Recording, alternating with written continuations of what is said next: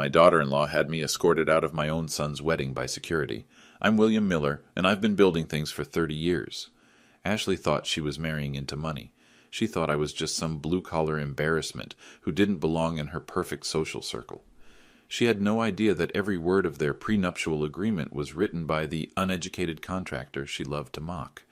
And when she activated Clause 23 by humiliating me in front of 280 guests, her fairy tale ended in exactly 72 hours.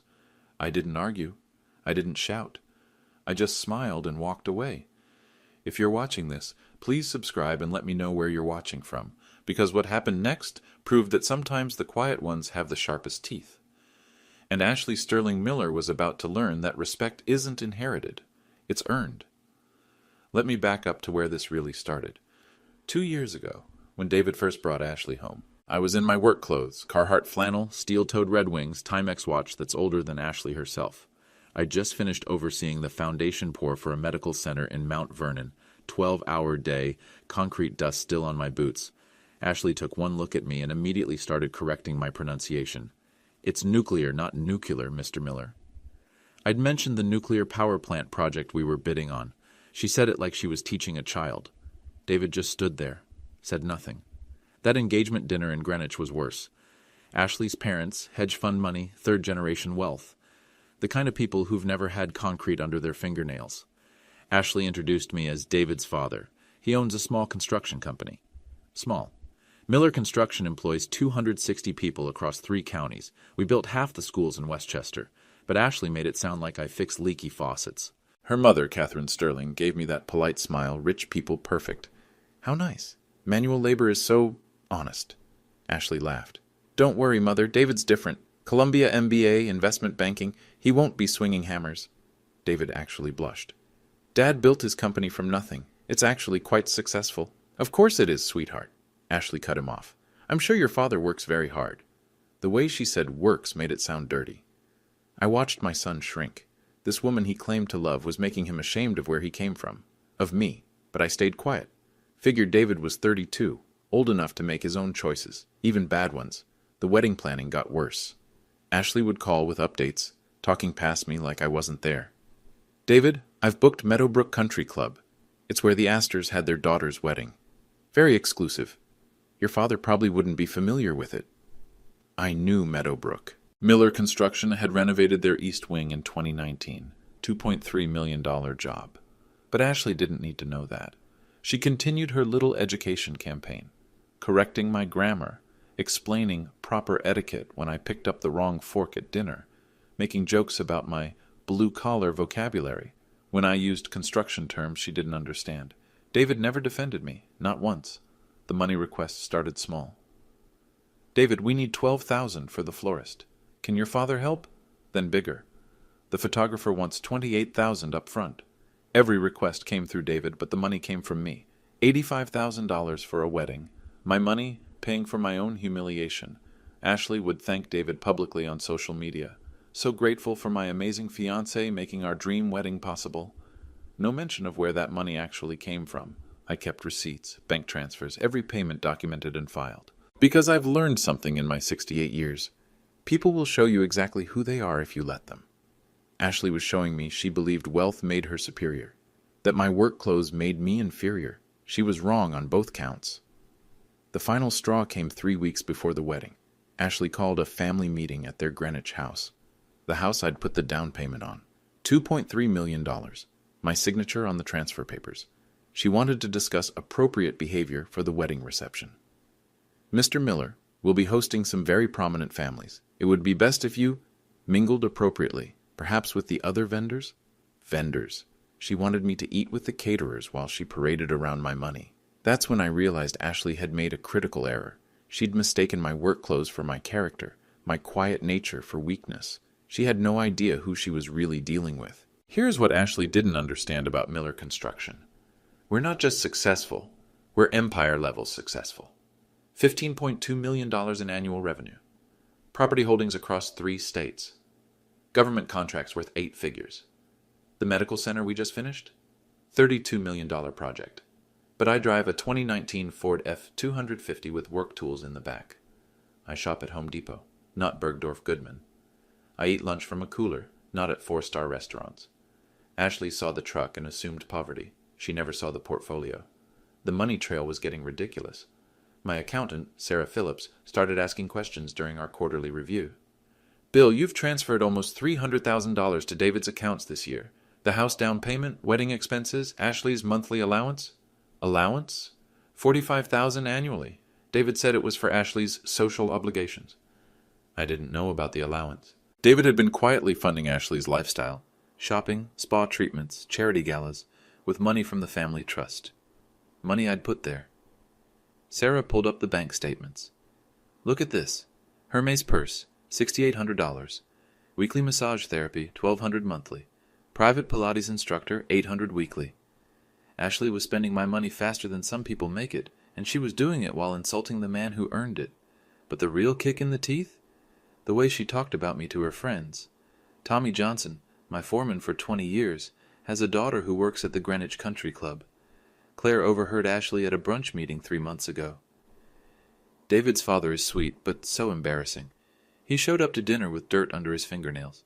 Can you imagine? I had to explain to Mother that David comes from humble beginnings. Humble beginnings. I started Miller Construction with a pickup truck and $2,000 borrowed against my toolbox. Built it into an operation that employs families across 3 counties, put kids through college, paid health care for retirees, donated millions to local charities. But Ashley told her friends I was an embarrassment. Claire heard more. "I keep trying to educate him about proper society, but you can't polish granite, you know? Thank God David turned out different." That's when I realized what was really at stake here. This wasn't just about wedding humiliation.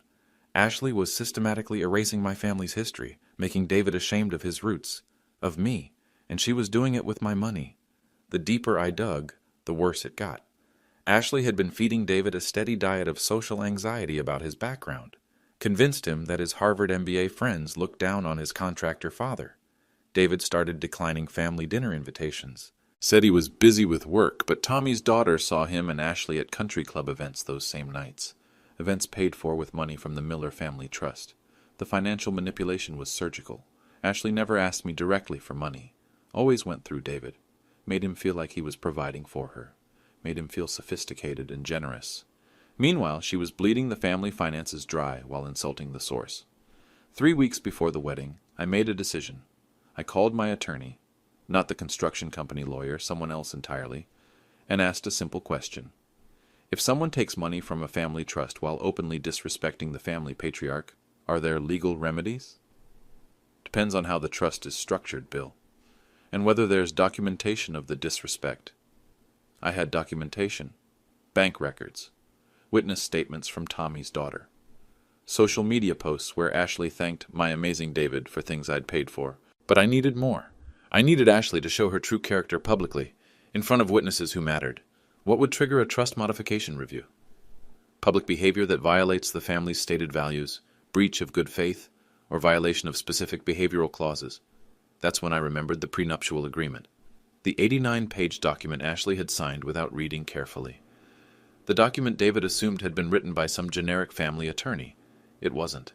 I'd written every word, every clause, every subsection, including Section 23, the public humiliation provision. Ashley thought she was marrying up into money, but she was actually marrying into a legal trap I'd spent months constructing, a trap that required only one thing to activate, Ashley showing her true character in public. The wedding was 18 days away. Ashley was planning the social event of her season, surrounded by Greenwich society's finest families. She had no idea she was walking into a courtroom, and I was about to be both the prosecutor and the judge. The first real confrontation happened at the final menu tasting. Meadowbrook Country Club, private dining room, 2 weeks before the wedding. Ashley invited me as an afterthought. "David thinks you should be there, Mr. Miller, since you're contributing.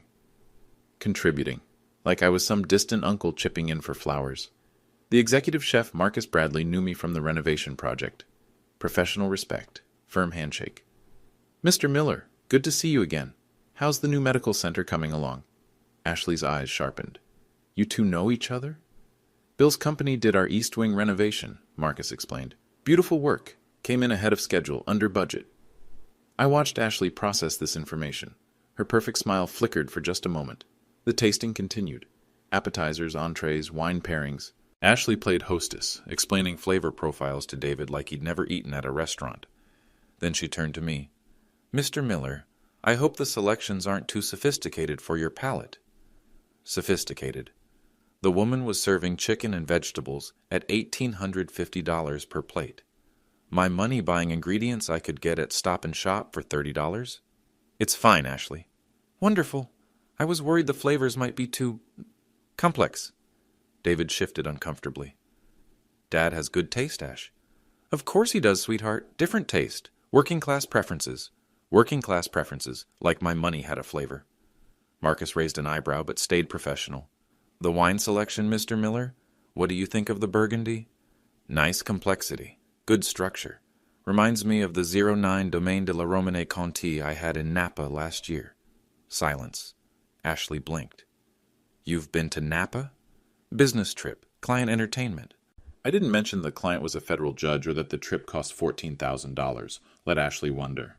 The conversation moved to wedding logistics, seating arrangements, photography timeline, music cues. Ashley dominated every discussion, explaining decisions like she was teaching a masterclass. "The processional music will be Pachelbel's Canon. You might know it as the wedding song, Mr. Miller. I knew it as Canon in D major, written by Johann Pachelbel around 1680. But I let her have her moment. Then Ashley made her mistake. "David, we need to discuss the guest list one more time. I've been thinking about the seating arrangements, and honestly, some of your father's friends might not fit the venue's atmosphere." "What friends?" "Well, those construction workers you invited. Tommy, was it? And his wife? I'm sure they're lovely people, but Meadowbrook has a certain standard. Tommy Johnson, 20 years building this company together. Worked through ice storms and heat waves. Missed his own daughter's graduation to finish the hospital emergency room on time, and Ashley wanted to uninvite him because he didn't own a tuxedo." "Tommy stays," I said quietly. Ashley's hostess smile tightened. "Mr. Miller, I understand loyalty, but this is a very exclusive venue. The other guests are federal judges, Fortune 500 executives, European diplomats. Your workers might feel out of place. They built half the buildings those executives work in." "I'm sure they did, but there's a difference between building something and belonging somewhere." David stared at his plate, said nothing. That's when I realized my son wasn't embarrassed by Ashley's behavior. He agreed with it. "The guest list is finalized," Ashley continued. "I've worked very hard to curate the perfect group, people who understand proper etiquette, appropriate conversation topics, social expectations." "And Tommy doesn't?" "Let's just say he might be more comfortable at a different type of celebration. A different type. Like a backyard barbecue where the working class belonged." Marcus cleared his throat. "Should I give you folks some privacy?"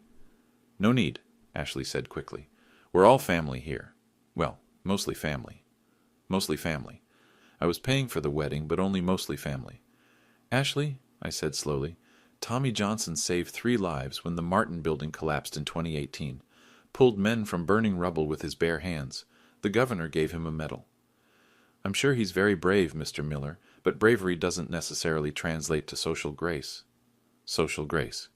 She was questioning the social grace of a man who'd risked his life for strangers. That's when I made my decision. Not about the wedding. That plan was already in motion. About Ashley herself. "You know what, Ashley? You're absolutely right," she brightened, thinking she'd won. "Tommy doesn't belong at your wedding, because your wedding isn't about family. It's about performance." Her smile faltered. "And I don't belong there either." "Mr. Miller, I didn't mean—" "Yes, you did. You meant exactly what you said. I'm an embarrassment. My friends are beneath your standards. My money is good enough, but my presence isn't—" David finally looked up. "Dad, that's not what she meant." "It's exactly what she meant, son, and you know what? I'm okay with it." I stood up. "Enjoy your perfect wedding, Ashley. All $300,000 of it." Ashley's face went white. She hadn't known the exact amount. "The check will clear, the vendors will be paid, the burgundy will flow. And you can tell all your sophisticated friends exactly what you think of the blue-collar grandfather who made it possible." I walked toward the door. "But remember this, Ashley. Respect isn't inherited. It's earned. And you just lost mine." I left them sitting there. Ashley speechless. David confused. Marcus pretending to clean imaginary spots off wine glasses. The 72-hour countdown had begun. Ashley just didn't know it yet. The next morning, Ashley called. First time she'd ever dialed my number directly. Mr. Miller, I think we need to talk. About what, Ashley? Yesterday, I may have misspoken about the guest list. Misspoken. Like systematic humiliation was a vocabulary error. Tommy can come to the wedding. I'll adjust the seating chart. Too late. But I stayed quiet. I'd like to meet. Clear the air. Maybe you could explain some of the contract details for the venue? Contract details. Ashley wanted to understand what she was signing. Smart girl. Wrong timing. We met at a coffee shop in Mount Vernon. Neutral territory. Ashley showed up in a Tesla Model S. White leather, temporary plates. David had just bought it for her. My money, of course. She sat across from me, designer handbag worth more than most people's monthly salary, trying to look humble. Mr. Miller, I want to apologize. I sometimes get overwhelmed with wedding planning. All the details, the pressure to make everything perfect. I understand. I never meant to make you feel unwelcome. Your family. David's father. That's important to me. She was good. Sincere tone, appropriate eye contact, just enough vulnerability to seem genuine. The prenuptial agreement, she continued. David says you helped with some of the language? Some of it. It's very comprehensive. 89 pages. That's unusual, isn't it? Depends on the assets involved. Ashley leaned forward. I have to admit, some of the legal terminology is confusing. Subsections, clauses, behavioral provisions. Where did you learn to write like that? Interesting question. Ashley was finally paying attention to details. I read a lot, but this is sophisticated legal language. Whereas clauses, Latin terms, cross-references to state statutes, it reads like it was written by an attorney. She was fishing, trying to understand how a contractor knew constitutional law. I've dealt with a lot of contracts over the years, Ashley. Government bids, union negotiations, municipal agreements. You pick things up. Section 23 is particularly detailed. Public behavior standards, witness requirements, verification procedures. It's almost like someone anticipated specific problems. Smart girl. She was starting to see the trap. Good contracts anticipate problems, Ashley. That's why they're comprehensive. But some of these clauses seem very personal, like someone knew exactly what behaviors to prohibit. I sipped my coffee. You signed it. Must have seemed reasonable at the time. I trusted David. He said it was standard family protection language. It is. Mr. Miller, can I ask you something directly? Sure. Did you write this prenup yourself? Direct question. I respected that. Ashley, does it matter who wrote it? You read it. Your attorney reviewed it. You signed it voluntarily. That's not an answer. It's the only answer you need. She stared at me for a long moment. Behind those blue eyes, I could see her mind working, adding up the timeline, the sophisticated language, my calm confidence. There are law books in your garage? She said quietly. What? When I picked up David last month, I saw them, behind your tool cabinet. Commercial law, contract theory, constitutional precedents. Old books, but well-maintained. Very observant. I'd underestimated Ashley's attention to detail. I like to read. Harvard Law Review, Volume 92, 1979.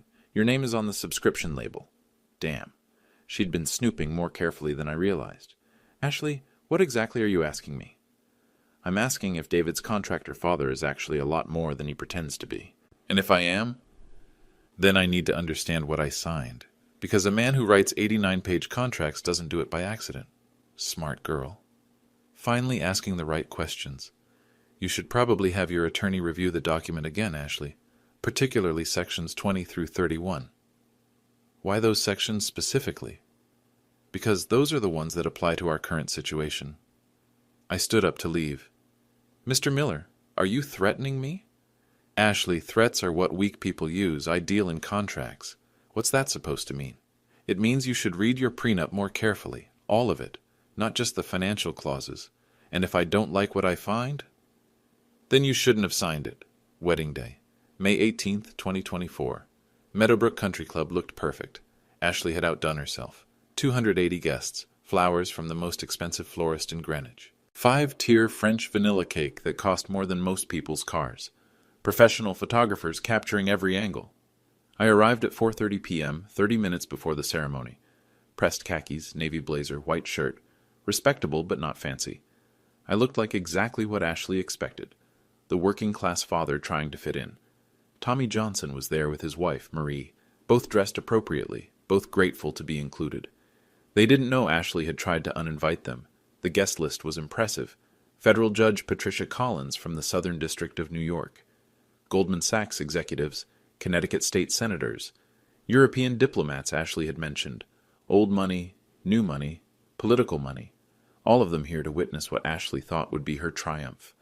I found my assigned seat, table 12, toward the back. Mixed group of distant relatives and family friends. The less important table, where Ashley could park people she had to invite but didn't want prominently displayed. Perfect position to watch everything unfold. David stood at the altar in his custom tuxedo, nervous but happy. He genuinely loved Ashley, despite her flaws. I felt sorry for what was coming. Ashley made her entrance at exactly 5 p.m. Vera Wang wedding dress, $18,500. Custom veil, hand-sewn pearls, cathedral train. She looked stunning, and completely confident that this was her moment of social triumph. The ceremony was flawless. Traditional vows, classical music, photography that would look perfect in society magazines. Ashley had choreographed every detail. During the reception cocktail hour, I mingled appropriately.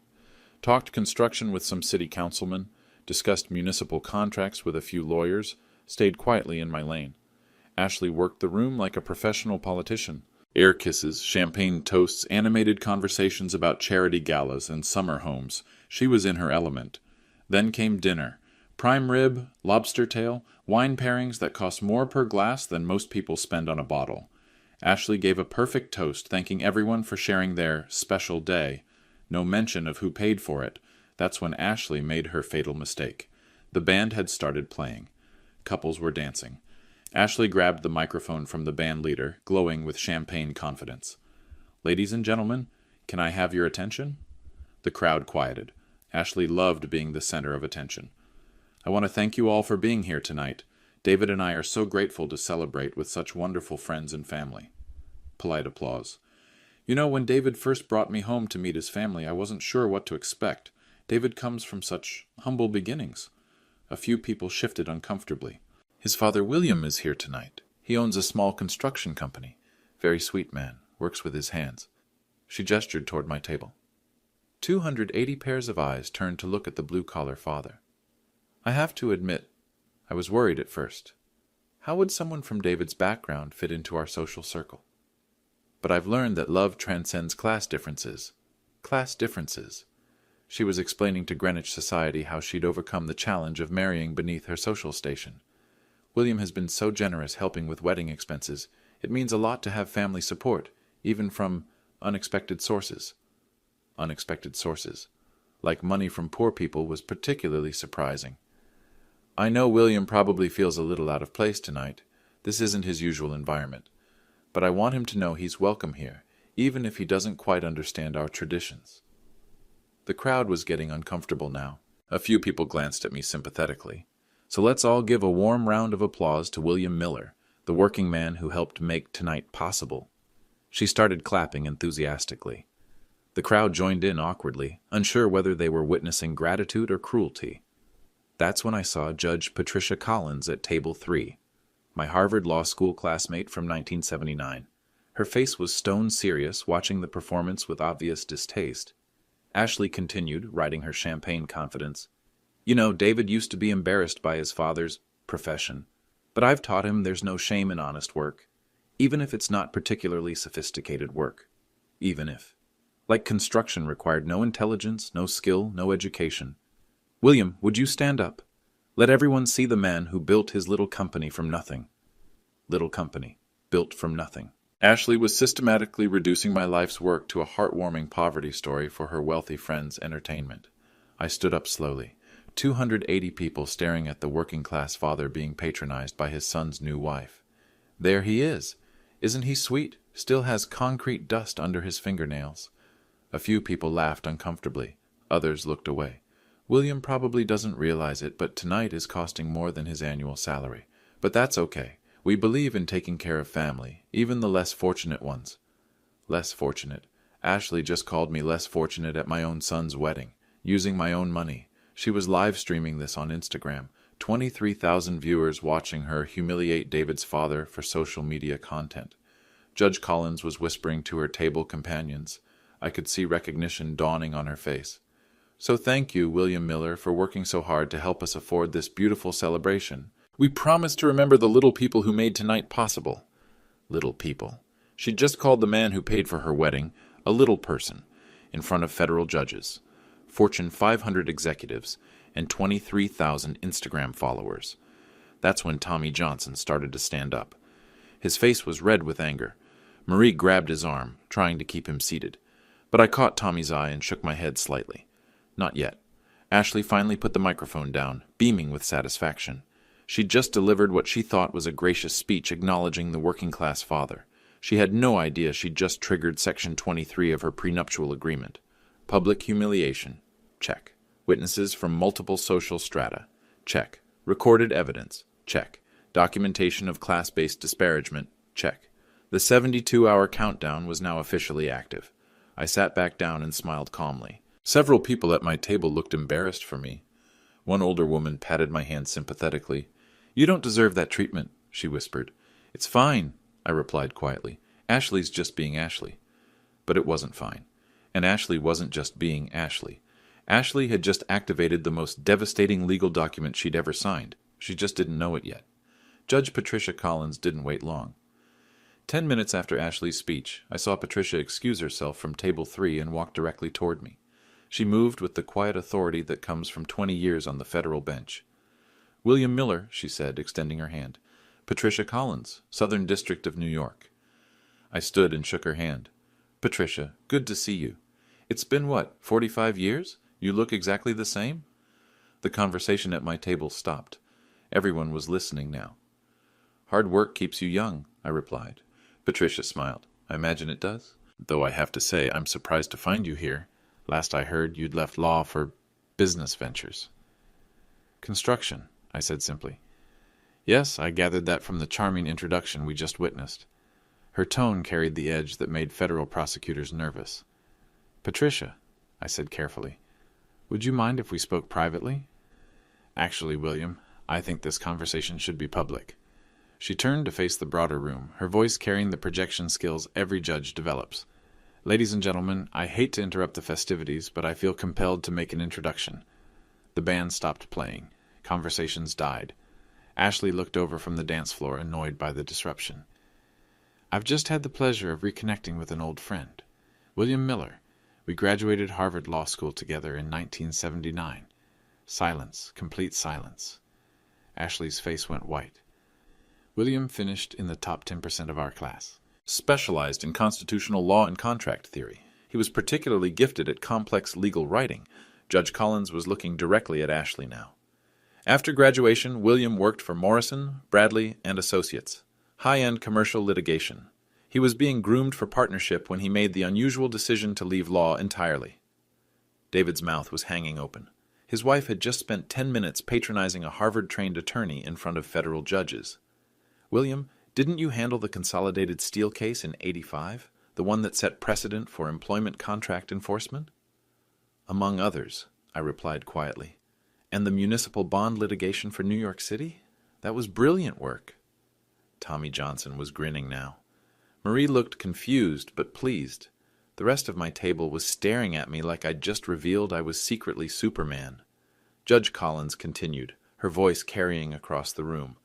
"I'm curious, William. What made you leave such a promising legal career?" This was the question I dreaded for 25 years.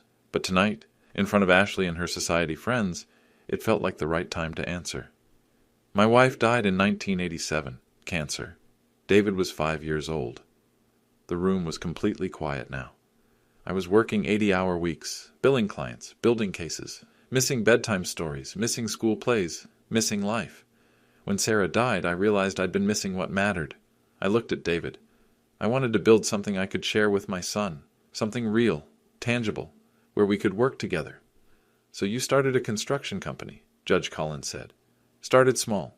Pickup truck, basic tools, willingness to work. David used to come to job sites on weekends, learned the business from the ground up. And now? Miller Construction employs 260 people. We've built schools, hospitals, municipal buildings across 3 states. $15.2 million in annual revenue." Ashley looked like she was going to be sick. "But you kept your legal skills sharp," Judge Collins observed. "Hard to turn off that kind of training.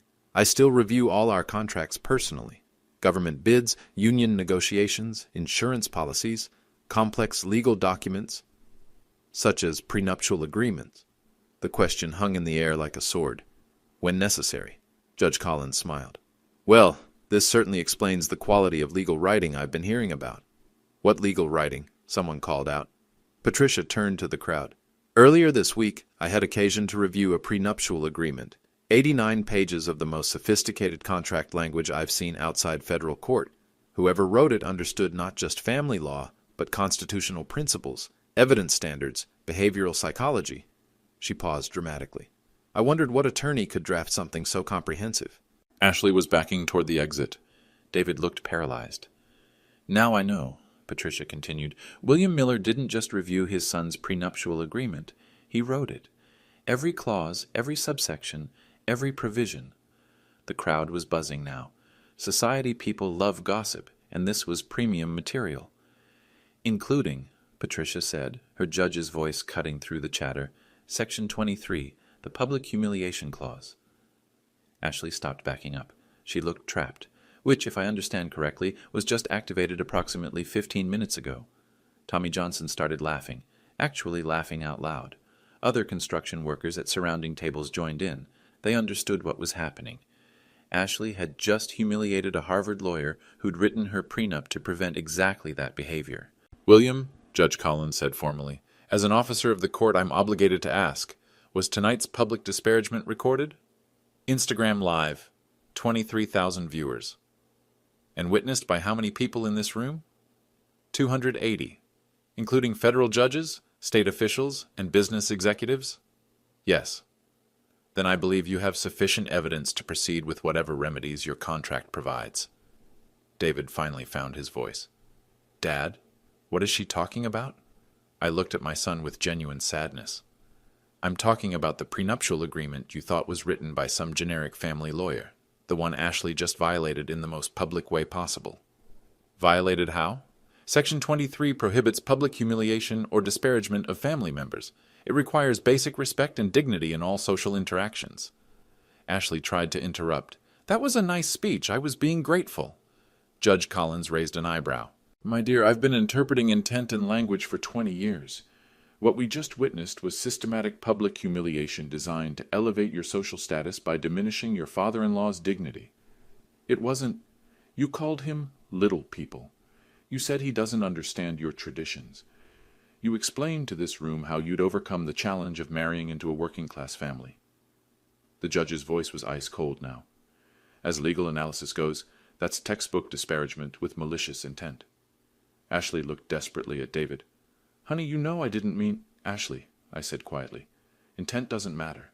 Impact does. And Section 23 is very clear about consequences. What consequences?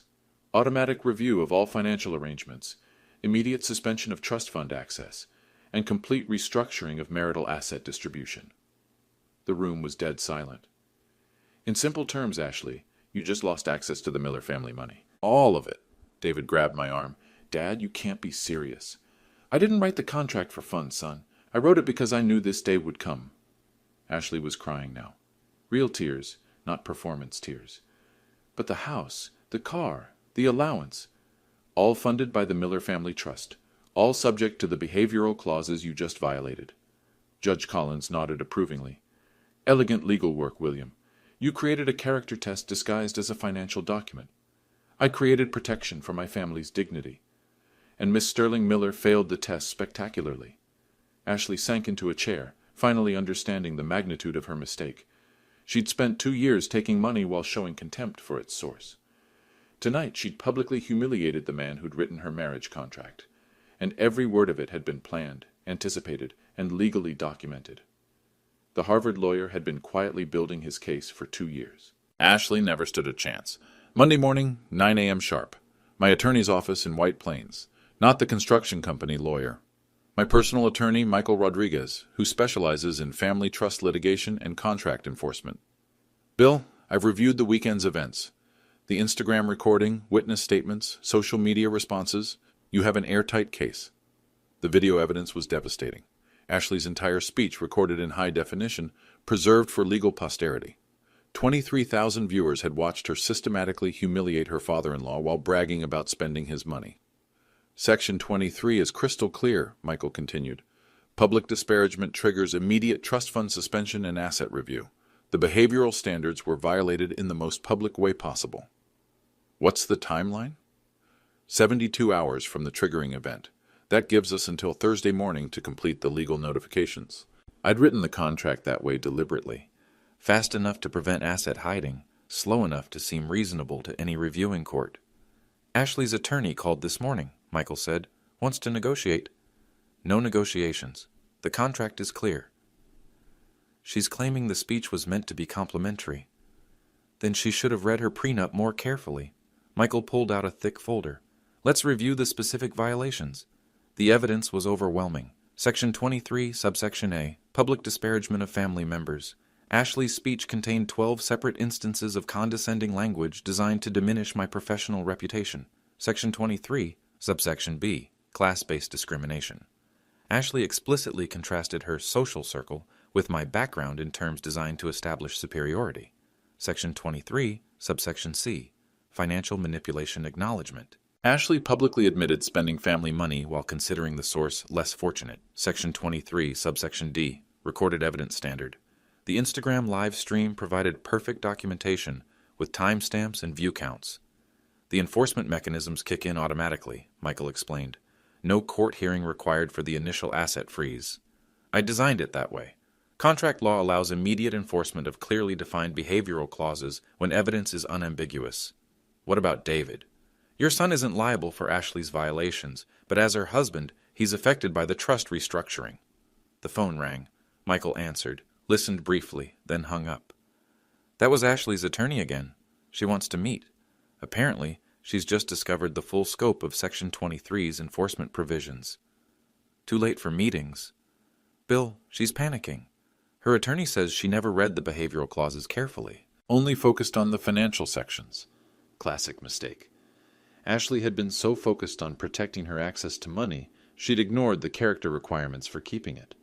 She signed it voluntarily, had legal representation, can't claim ignorance now. Michael reviewed the asset list. The house reverts to Miller family trust ownership immediately. Ashley's name comes off the deed by Wednesday. The car, trust-funded purchase, also reverts. Monthly allowance? Suspended as of this morning. Bank accounts are frozen pending full asset review. The scope was devastating but legal. Every dollar Ashley had access to came from the Miller family trust, and the trust had specific behavioral requirements she'd just violated publicly. David's calling, Michael said, looking at his phone. Should I answer? Put him on speaker. Dad, what the hell is happening? Ashley's crying, her lawyer's freaking out, and she says we're losing the house. You're not losing anything, David. Ashley is. But we live together. We're married. Son, the prenup was very clear about individual versus marital assets.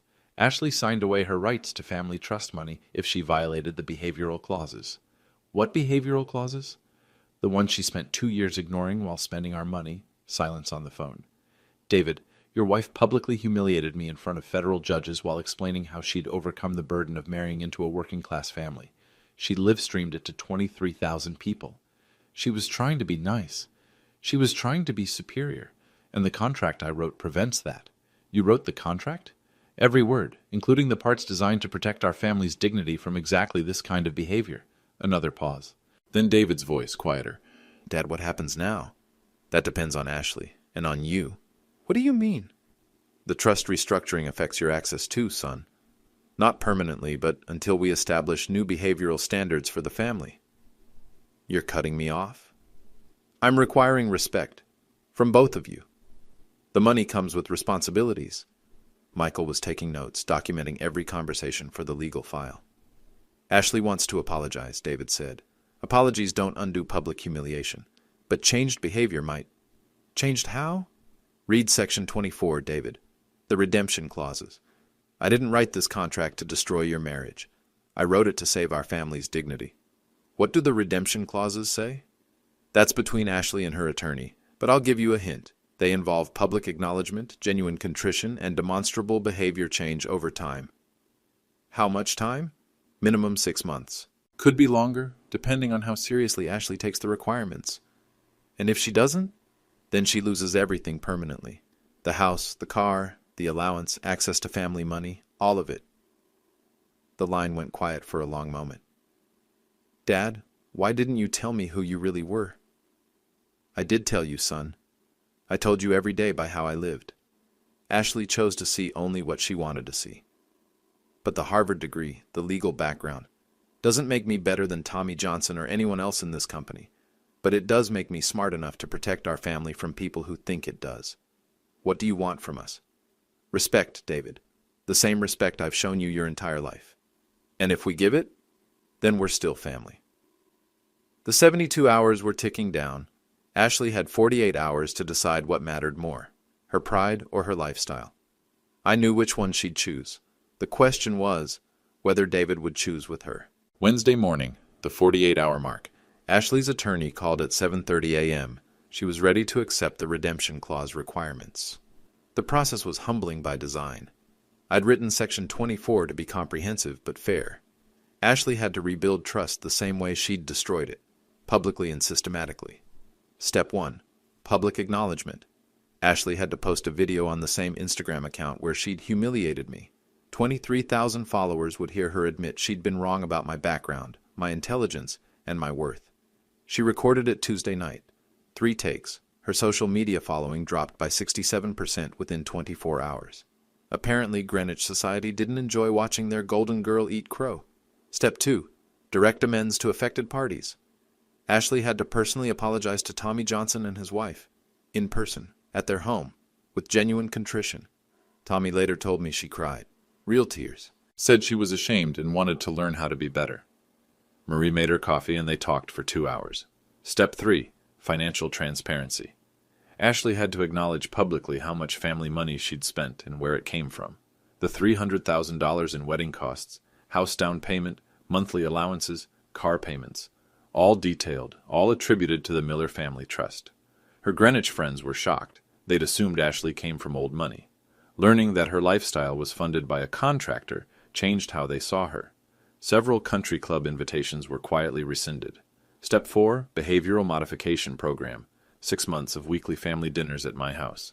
Ashley had to participate in conversations about the construction business, treat Tommy and my other employees with respect, and demonstrate genuine interest in the work that funded her lifestyle. The first dinner was painful. Ashley sat stiffly, clearly uncomfortable in my modest dining room after months of country club elegance. But she listened when Tommy talked about the new hospital project, asked intelligent questions, showed real curiosity about concrete foundation techniques. Step 5. Charitable service. Ashley had to volunteer 6 months at Habitat for Humanity, working alongside construction workers she'd previously considered beneath her social circle, getting her hands dirty, learning what physical labor actually required. She hated it the first week, complained about broken nails and sore muscles, but something changed after she helped frame a house for a single mother, started understanding the dignity in building something solid with your own hands. The social consequences were immediate and brutal. Greenwich Society operates on hierarchy and status. When Ashley publicly revealed her dependency on working-class money, her position in that hierarchy collapsed. Her social media influence evaporated. Brand sponsorships disappeared. Charity gala invitations stopped coming. The social world she'd worked so hard to dominate suddenly wanted nothing to do with her. But something unexpected happened. As Ashley lost her superficial social circle, she started building genuine relationships with Marie Johnson, who taught her about loyalty and family, with the Habitat volunteers, who showed her what real accomplishment looked like. David struggled initially. His wife's public humiliation reflected on him professionally. Investment banking colleagues asked awkward questions about his family background. Some distanced themselves from the social embarrassment. But David also started changing. He began coming to construction sites again for the first time in years, asked questions about the business, talked about maybe transitioning from finance to running Miller Construction's expansion into commercial development. The financial impact was precisely what I designed. Ashley kept access to basic living expenses but lost access to luxury spending. The monthly allowance dropped from $45,000 annually to $12,000. Enough for necessities, not enough for designer handbags. The house stayed in Miller Family Trust ownership. Ashley and David could live there, but only as long as they maintained the behavioral standards outlined in the contract. One more public humiliation incident, and they'd be looking for apartments. Judge Patricia Collins called me 6 weeks after the wedding. "William, I wanted you to know, Your contract enforcement is being studied at Harvard Law School. Professor Martinez is using it as a case study in behavioral contract design. Good or bad example? Brilliant example. You created a legal framework for enforcing basic human decency. It's innovative family law.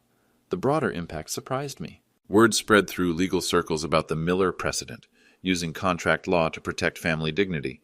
3 other attorneys contacted me about drafting similar agreements for their clients.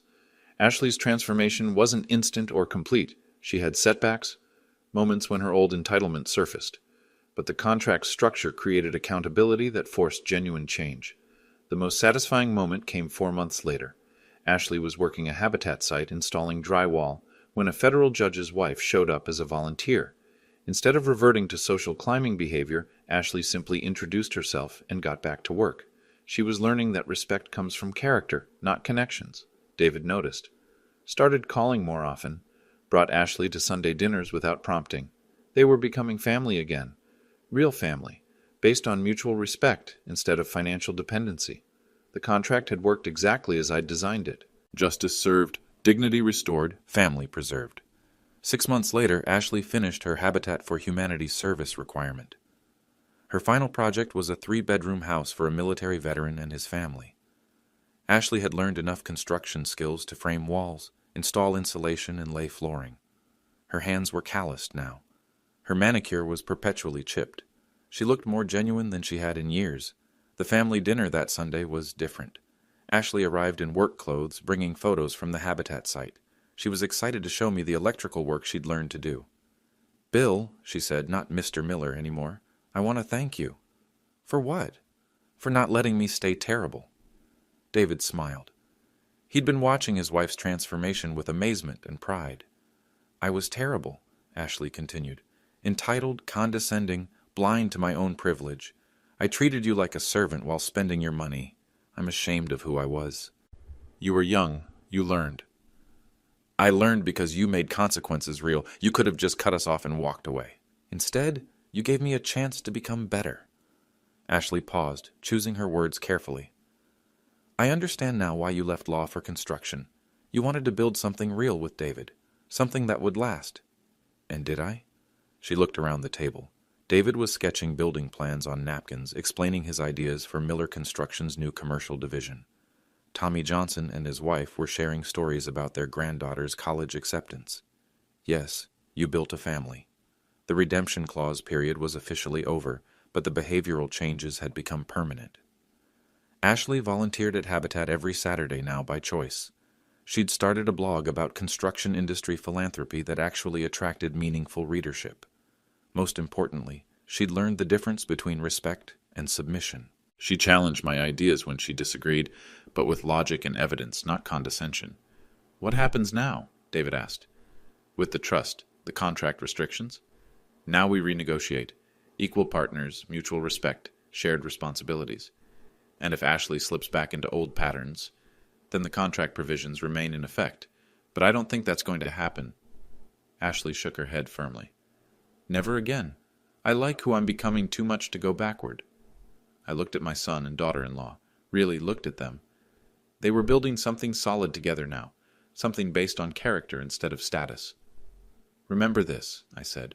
"Respect isn't inherited, it's earned, every day through every choice you make." "We will," David promised. "Good, because that's the only wealth that actually matters." Ashley squeezed my hand. "Thank you for teaching me that. Thank you for learning it." Outside, Tommy was loading construction materials for Monday's project. Real work, building something that would last, just like families should be. Have you ever been underestimated because of how you look or what you do? Let me know in the comments where you're watching from and what happened when people realized they were wrong about you, because sometimes the quiet ones really do have the sharpest teeth.